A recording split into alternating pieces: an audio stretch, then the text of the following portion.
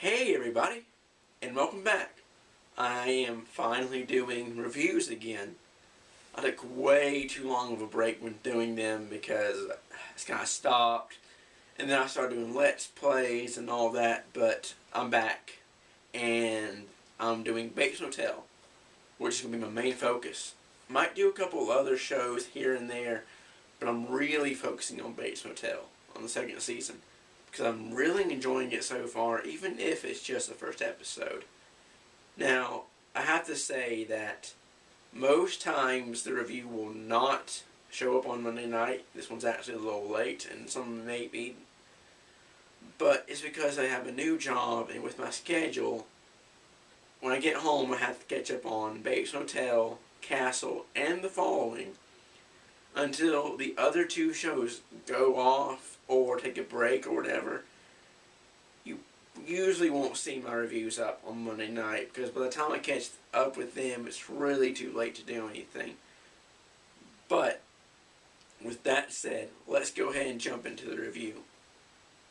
Now, I have been waiting for this for a while.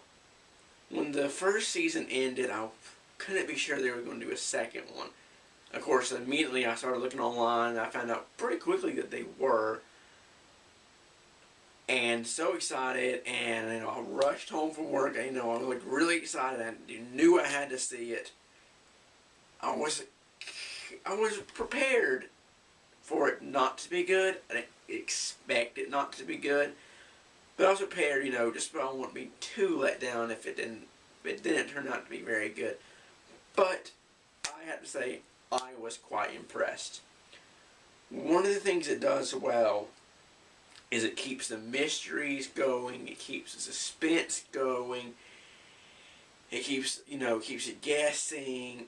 A lot of it's pretty dark and morbid, but at the same time I don't find it to be overly dark and morbid. I don't feel like I'm watching some, little 16-year-old goth kid thing that I might have watched when I was younger, and now I'm like, why did I ever watch that? It's so silly. And of course, not to say anything bad about different people, but you know what I mean. I'm not trying to put anybody down. But we've got new characters coming in, and new mysteries, and things are just getting deeper and deeper and deeper. And one of the things you can really tell is how things that happened last season are affecting characters and situations in this season. Now let's go through those as I come to them.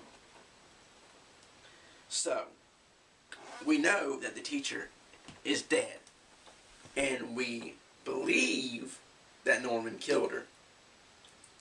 Now, maybe he didn't, maybe he did. Maybe it's just trying to lead us to believe that he did and something else happened. It's one of those things that I won't be surprised either way. If it comes out that, shock, surprise, we were just leading you on to believe that he killed her, but he didn't, I won't be surprised. But if it's, he killed her, what were you expecting? I won't be surprised about that either. I'm not going to be shocked either way it goes. I will be, excited. I will be like the outcome either way, but I won't be surprised. You don't always have to be surprised to enjoy something. If they go some completely different way that I'm not seeing, then yeah, I'll be surprised, but I'm still going to like it either way. So, Norman is getting deeper and deeper into this pit. For one thing, whether he killed the teacher or not, we'll find that out later. Her death really affected him. He started crying at the funeral, which got attention. He's constantly visiting her grave, which is kind of weird. I know they has kind of weird kind of relationship thing, and she did undress in front of him. In a way, it's like Norma pointed out, or the vision of Norma that Norman saw right before he killed her or not. She pointed out that the teacher, Miss Watson, Claire Watson, had to have known that he would watch her because she left her door open. If you go change, you don't leave your door open. Close it. So there was something there for sure. At least I think there was, and I'm sure a lot of people agree with me. But so this leads to Norman breaking down even more. And you know how emotionally unstable he is already. We don't know if he killed his dad. We're led to believe that. But we still don't know for sure. And again, either way, I won't be surprised when we find out that, 100% truth, this is what happened. But, after the funeral, he was just sitting there and staring out the window, and that blank stare that Freddie Highmore does really well. I think he does the creepy character, the weird, kind of, taken back, antisocial in some ways. I think he plays it really well. Now, I can see the points why some people don't like him, don't like his acting style and such. But I really do. I still think he has off moments here and there, but, very minor in my opinion. And they're not something like The Walking Dead where I personally cannot watch it because I think the acting is just so bad. But I'm not trying to rip on that, or this is not a Walking Dead discussion. I'm just wanting to say that to give an example. But he really carries that creepy atmosphere. He's still delightful and lovable in many ways, and just to go through those two sides actually does take a lot of talent. And that's really helping the show. As well as Norma, how she is crazy obsessed, how weird she is, and how just as Norman is, she's emotionally unstable. And one of the prime examples in this episode was when she was talking to the council about the bypass, which I'm really glad they're still doing because that's really going to cause tension and cause situations to happen as it builds up and builds up because, like Norma said, it's going to take the business away from the hotel, but it's also a shout out to the original movie because when, God, I can't remember the girl's name in Psycho. Leave in the comments if you remember it. But when she visited the hotel and noticed that nobody else was there, Norman, from the movie, not from the show, mentioned that the bypass took things away. So that's really well done. So Norma, when she freaked out in front of the council when she was yelling, that really showed how emotionally unstable and demented and crazy she really is. And this is not my quote. I actually saw this online somewhere. I don't remember who said it. It was on YouTube or Facebook or something like that. But I really agree with it. Is that Norma treats Norman more like a husband than the son. It's the way she hugs him and the way she's all over him and just the way she treats him in general. It's really more of a husband and wife, obsessive wife at that relationship than a husband and a mother and son. That really adds dynamic to the show. It really helps it to keep going. It just really helps the show, how unique and original the characters are. And really dives into their personality and delves down into it. It helps so much. I really love that. How dark and twisted it is. Now, we know that Norman is getting more and more morbid. He's starting taxidermy, which isn't a bad thing. But as Norma pointed out, his behavior's getting really weird. And usually there wouldn't be too much wrong with that. But with Norman, it kind of is. And it's kind of lopsided. It's like, half of the way I can see where Norma's coming from. But half I'm like, you should let Norman be Norman because as weird as he is, if you push him,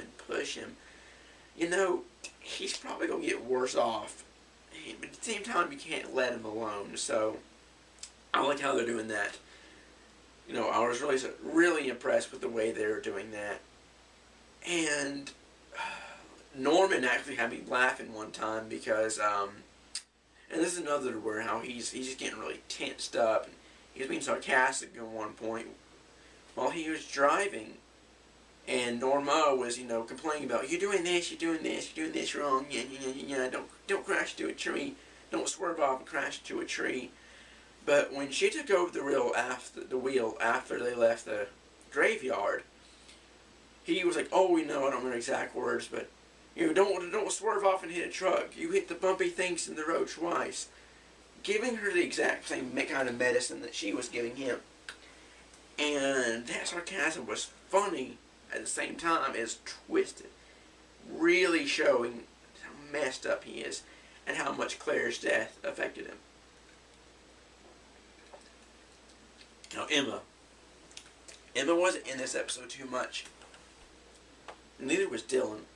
I really don't have anything to say about Dylan this time around, except that he was helping Bradley at one point, and that's going to lead to trouble. But I'll get to Bradley. I'll fucking get to Bradley. So,